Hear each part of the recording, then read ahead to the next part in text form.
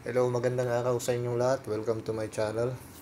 Ah, ang topic natin po ngayon ay kung paano kumita ng part-time at magkaroon ng extra income. So, ang gagamitin po natin ay Lazada.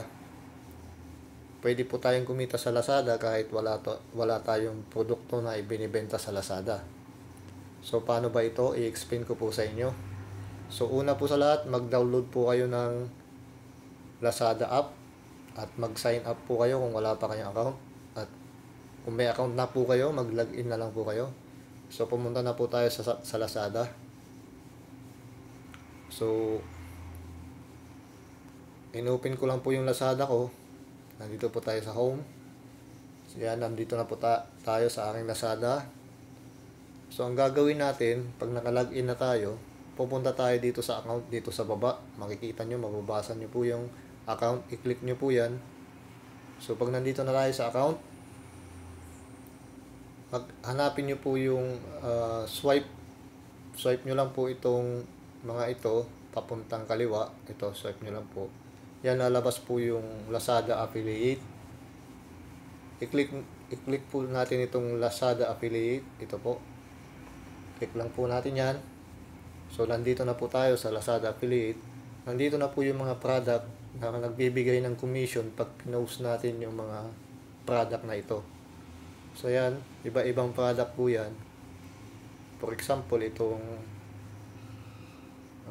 solar light. Pero makikita nyo na rin po yung commission kung magkano. Ang rate niya is 249. Ang commission po is 12.45 kung sakaling may nag-click dun sa link ninyo at binili niya po yung product na ito. Check lang po natin. Yan, for example, itong solar light na po ito. Yan, 249 siya. So, may commission po kayo dyan kung may bumili dyan sa product na pinost nyo sa Facebook nyo o sa iba pang social media account ninyo. So, paano natin yan ipopost sa Facebook? I-share po natin yan. Ang gagawin po natin is i-copy link lang po natin. Nandito sa baba, may mababasa po kayo na copy link. Click nyo lang po yan. So, yun, copy success na. Na-copy link nyo na po siya. Pupunta na po kayo ng Facebook account nyo o anumang social media account ninyo. Ipopost nyo lang po doon sa Facebook account nyo. So, pag na-post nyo na po sa Facebook account nyo at may nag-order, na-complete nyo yung order na yon gamit ang inyong link, meron po kayong commission. Makikita nyo po yung commission nyo dito sa inyong my account, dito sa baba at dito sa report. So, kung hindi nyo naman mahanap yung product na gusto nyo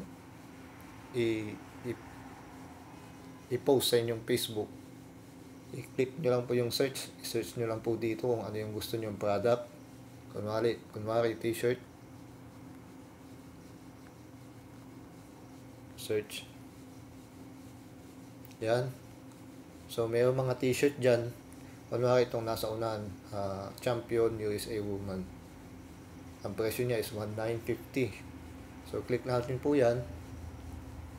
Yan, makikita nyo yung commission nyo dyan.